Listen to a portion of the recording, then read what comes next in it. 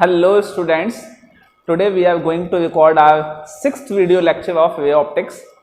In last video lecture we studied about amazing phenomena that is called total internal reflection. Reflection was done without any reflecting object, किसी भी reflecting object के बिना reflection हो रहा था. That is called total internal reflection. Now today we will study about the applications of TIR. तो ये application मतलब कहाँ कहाँ ये एप्लीकेबल है, ये स्टडी हम करते हैं. तो सबसे पहली स्टडी जो है वो है reflecting prism. Completely reflecting prism होते हैं.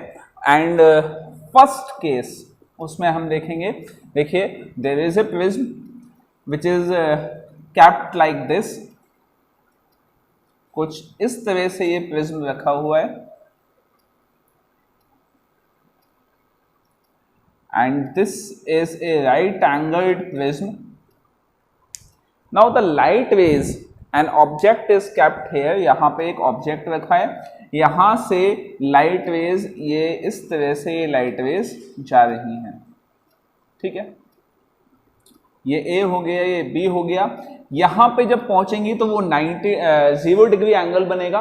तो 0 डिग्री एंगल बनेगा तो कोई भी रिफ्लेक्शन नहीं होगा. जब यहाँ पहुंचेंगी लाइट रेज तो यहाँ पे जब नॉर्मल ड्रॉ करेंगे हम, ये नॉर्मल जब हम यहाँ ड्रॉ करेंगे तो angle of incidence will be 45 degree. अब अगर एंगल ऑफ इंसिडेंस 45 डिग्री है तो कल आपने क्रिटिकल एंगल पढ़ा था ग्लास के लिए, दैट वाज ऑफ 41 डिग्री. जो ग्लास के लिए क्रिटिकल एंगल होता है वो 41 डिग्री होता है. और अगर यहाँ पे 45 डिग्री है, इसका मतलब ये है कि लाइट रे जो है उसका angle of incidence critical angle से ज्यादा है. अगर क्रिटिकल एंगल से ज्यादा है तो वो लाइट वे वापस से रिफ्लेक्ट हो जाएगी और टोटल इंटरनल रिफ्लेक्शन इसमें होगा. सिमिलरली यहाँ पे भी ऐसा ही होगा. ठीक है, और अगर रिफ्लेक्शन हो रहा है तो laws of reflection completely follow होगा कि मतलब जितना एंगल ऑफ इंसिडेंस है उतना ही एंगल ऑफ रिफ्लेक्शन होगा. और ये लाइट रे इस तरह से यहां से ऐसे वापस आ जाएंगे. क्या समझ में आ गई बात? चलिए, ये ए है, ए के लिए तो ये ए पॉइंट हो गया, ये बी के लिए तो ये बी पॉइंट हो गया और ऑब्जेक्ट कुछ ऐसा बन गया. This is object.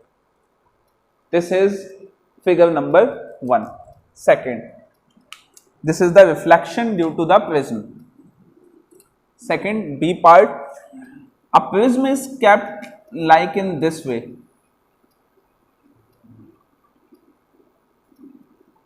इस तरह से प्रिज्म रखा हुआ. ठीक है, और ये जो एंगल है ये एंगल बना कितना, 90 डिग्री. ये एंगल 90 डिग्री बना. तो यहां से ये ऑब्जेक्ट रखा हुआ है, this is A, this is B. Light rays यहां से यहां गई, यहां से यहां गई.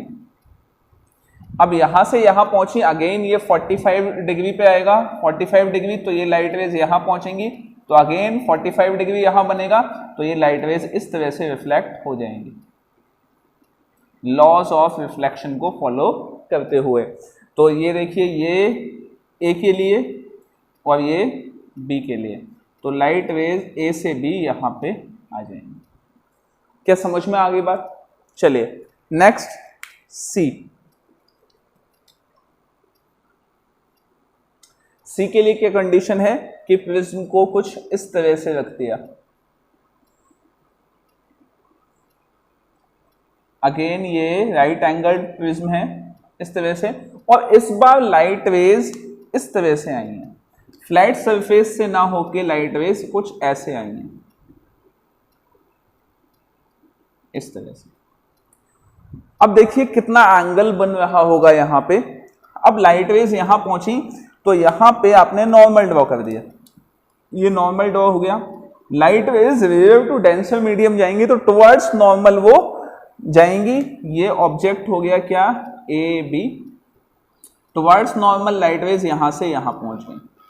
यहां पे जब ये लाइट रेज पहुंची तो आपने नॉर्मल अगेन ड्रॉ किया, अब यहां पे आपने देखा कि ये वाला जो एंगल था, this angle was greater than critical angle, ये क्रिटिकल एंगल से ज्यादा था।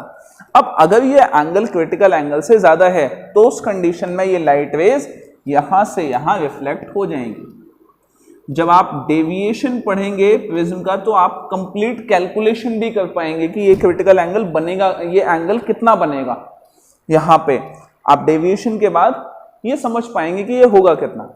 जब ये लाइट रेज यहां पहुंची तो उस कंडीशन में जो नॉर्मल ड्रॉ हुआ वो नॉर्मल ये ड्रॉ हुआ सरफेस के लिए, और जब भी light rays denser to wave medium जाती हैं तो अवे फ्रॉम नॉर्मल बैंड हो जाती हैं, तो अवे फ्रॉम नॉर्मल बैंड होके ये लाइट रेज कुछ इस तरह से निकल जाएंगी।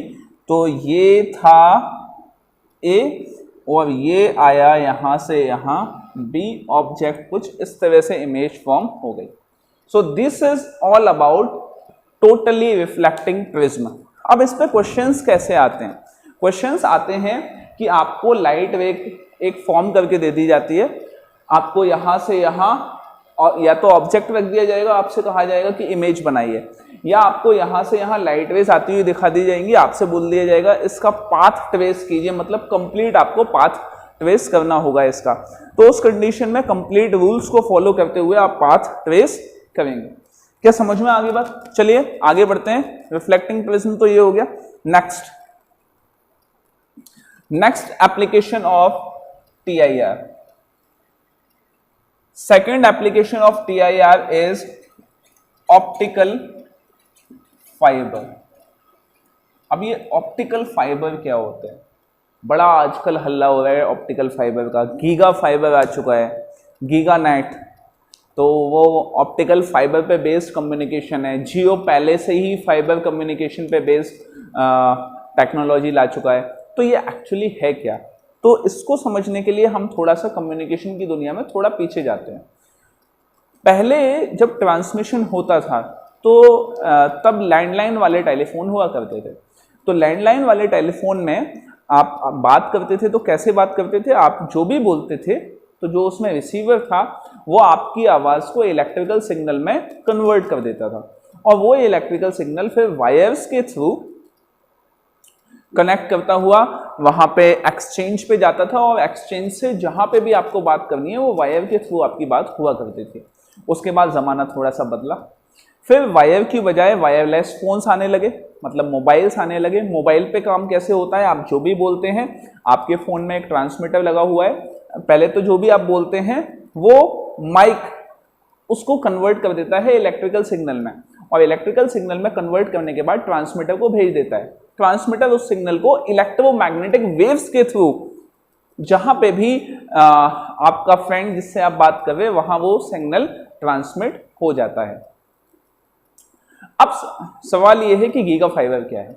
गीगा फाइबर जो है वो ये पहले हमने देखा कि इलेक्ट्रिकल सिग्नल वायर के थ्रू जा रहा है, अब इलेक्ट्रोमैग्नेटिक वेव्स के थ्रू जा रहा है, मतलब इलेक्ट्रोमैग्नेटिक वेव्स जिनकी रेडियो वेव्स जिनकी स्पीड काफी अच्छी है, काफी ज्यादा स्पीड है जिनकी।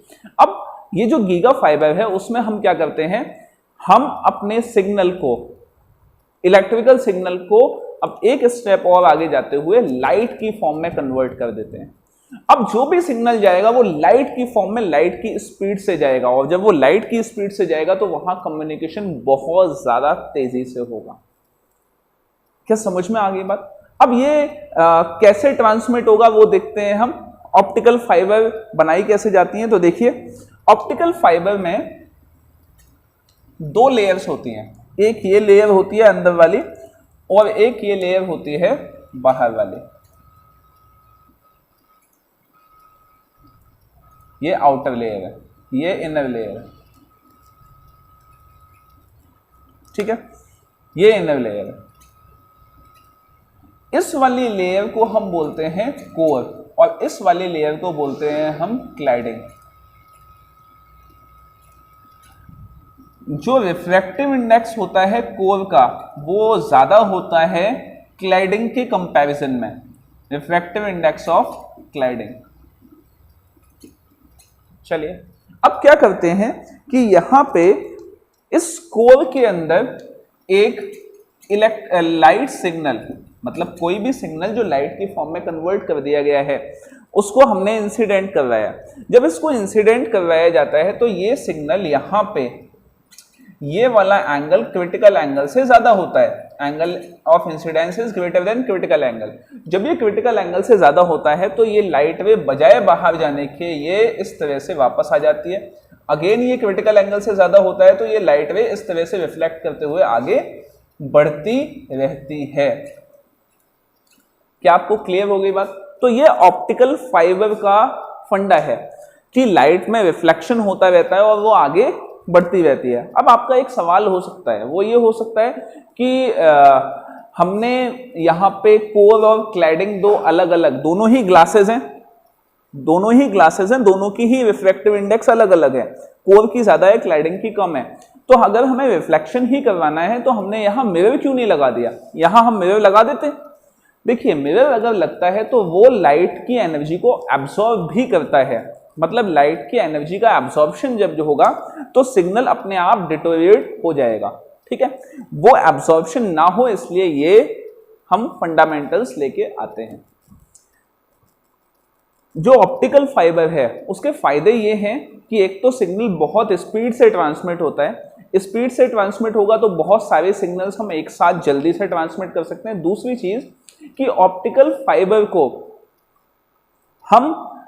फाइबर से सिग्नल को चुरा नहीं सकते। वहां से सिग्नल ऐसा होता था, केबल्स आप काटिए, केबल को दूसरी केबल से कनेक्ट कीजिए और दूसरे की बात सुन सकते हैं। या जो आजकल हम इलेक्ट्रोमैग्नेटिक वेव से डाटा ट्रांसमिट करते हैं तो बॉर्डर के पास जो वो होता है wireless communication, for example Indian army किसी फ्रीक्वेंसी पे वायरलेस कम्युनिकेशन अगर कर रही है तो उस फ्रीक्वेंसी की जानकारी पाकिस्तानी आर्मी को नहीं होती। वो हमेशा ये कोशिश करते रहते हैं कि किसी भी तरह से हमें इनकी फ्रीक्वेंसी की जानकारी हो जाए। फ्रीक्वेंसी की जानकारी अगर हो गई तो वो अपना सिग्नल भी उसी फ्रीक्वेंसी पे ट्यून कर लेते हैं और इनकी बातें सुन सकते हैं। तो यहाँ पे खतरा है सिग्नल के चोरी हो जाने का, यहाँ पे इंफॉर्मेशन के चोरी हो जाने का खतरा होता है। लेकिन यहाँ पे कोई भी ऐसा खतरा नहीं है। अगर आपने केबल को कहीं से कट किया तो सारी लाइट एकदम से बाहर निकल जाएगी, आप उस लाइट में से सिग्नल एक्सट्रैक्ट नहीं कर सकते। अब एक तो ये बहुत सेफ है, उसको और ज्यादा सेफ बनाने के लिए जो भी एक मिलिट्री इंटेलिजेंस डिवाइसेस होती हैं वो उसको और ज्यादा सिक्योर बना देती हैं उनके अपने कम्युनिकेशन के लिए। वो कैसे कि यहाँ पे उन्हें कोई भी सिग्नल अगर भेजना है तो वो सिग्नल को क्या करते हैं, सिग्नल को लाइट में कन्वर्ट किया और लाइट में कन्वर्ट करने के बाद ये कोर है, ये क्लैडिंग है, तो कोर से क्लैडिंग में लाइट में कन्वर्ट करने के बाद इस कोर को भी डिवाइड कर देते हैं वो बहुत सारे पार्ट्स में। जब वो बहुत सारे पार्ट्स में डिवाइड करते हैं तो इस सिग्नल को भी वो अलग अलग पार्ट्स में डिवाइड कर देते हैं और हर सिग्नल अलग अलग तरह से जाता है ट्रेवल करता हुआ। यहाँ पे जाके रिसीवर लगा होता है, वो रिसीवर सारे सिग्नल्स को मॉड्यूलेट कर देता है और आगे वो सिग्नल रिसीव हो जाता है। मतलब सिग्नल एक साथ सारा सिग्नल गया ही नहीं कि वो चोरी भी हो जाए तो उससे कुछ फर्क पड़े, सिग्नल्स आधी आधी फॉर्म में जाते हैं, ठीक है। तो ये ऑप्टिकल फाइबर हो गया। इसके बाद टोटल इंटरनल रिफ्लेक्शन का एक बड़ा ही कमाल का एग्जाम्पल है डायमंड। वो डायमंड कैसे टोटल इंटरनल रिफ्लेक्शन का एक एग्जाम्पल है ये कल बताया गया था आपको, क्योंकि डायमंड का जो रिफ्रैक्टिव इंडेक्स है वो बहुत ज़्यादा होता है। डायमंड का रिफ्रैक्टिव इंडेक्स बहुत ज़्यादा होने की वजह से उसका क्रिटिकल एंगल बहुत कम होता है। तो ये देखिए फॉर एग्जाम्पल ये कोई एक डायमंड है,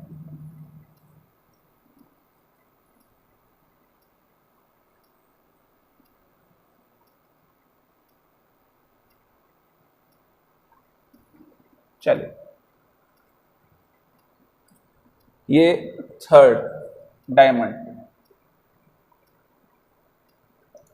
देखिए डायमंड में होता क्या है, डायमंड की एक स्पेशलिटी है कि उसका रिफ्रैक्टिव इंडेक्स बहुत ज़्यादा है जिसकी वजह से उसका क्रिटिकल एंगल बहुत कम है। उसका क्रिटिकल एंगल अप्रोक्सीमेटली 21 डिग्री के आसपास होता है। मींस वो 90 में से 69 लाइट वेव्स को वापस डायमंड के अंदर ही रहता है। तो जो लाइट डायमंड पे जाके इंसिडेंट करती है वो उसके अंदर जाके ट्रैप हो जाती है, इसीलिए वो इतना शाइन करता है, वो नजर आता है। उसके अलावा ये जो डायमंड की कटिंग होती है, इस कटिंग पे भी बहुत ध्यान दिया जाता है। इसके जो एजेस होते हैं उनके बीच में एंगल 120 डिग्री का रखा जाता है।